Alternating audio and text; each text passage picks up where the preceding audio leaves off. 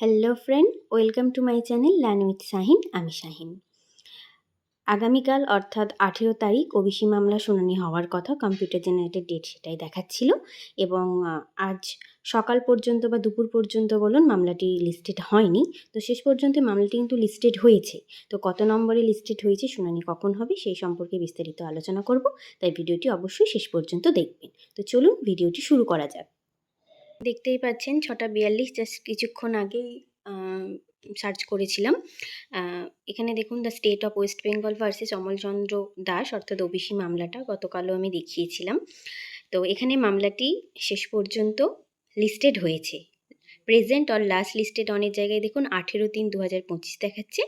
Honourable justice B আর গাবাই sir এবং justice Augustine George স্যারের বেঞ্চে সিএল নাম্বার দেখুন 46-এ মামলাটি লিস্টেড হয়েছে। আগের দিন আমি রাত্রে ভিডিও দিয়েছিলাম, 11টা নাগাদ ভিডিও আপলোড করেছিলাম। তখন বলেছিলাম যে যেহেতু ডট ডট আছে, তো আগের এক্সপিরিয়েন্স থেকে বলছি মামলাটি লিস্টেড হবে।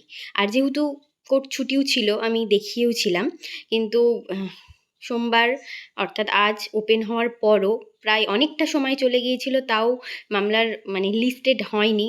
অনেকেরই মনটা খারাপ ছিল, অনেকে মেসেজ করেছিল, ইভেন আমিও ভাবছিলাম। তো যাই হোক, শেষ পর্যন্ত মামলাটি লিস্টেড হয়েছে এবং মামলাটি লিস্টেড হওয়া মানেই কিন্তু মামলাটি ফাইনাল হিয়ারিং হবে, এটাই বলা রয়েছে। অর্থাৎ 7/1/2025 যে তারিখ ছিল সেই ডেট অনুযায়ী আগে যে মামলাগুলো হয়েছিল এবং ফাইনাল হিয়ারিংয়ের জন্যই কিন্তু মামলাটি লিস্টেড হয়েছে।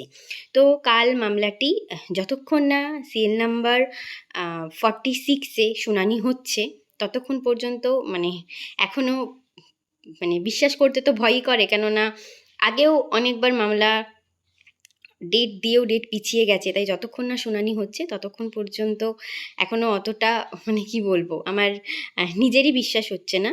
কিন্তু যাই হোক, মামলা লিস্টেড হয়েছে মানে আশা করছি কাল শুনানি হবে। সিএল নাম্বার 46 এবার লাঞ্চের আগে হবে না পরে হবে, সেগুলো যখন আপডেট পাবো অবশ্যই আমি আপনাদের সাথে শেয়ার করব। ধন্যবাদ সকলকে ভিডিওটি শেষ পর্যন্ত দেখার জন্য।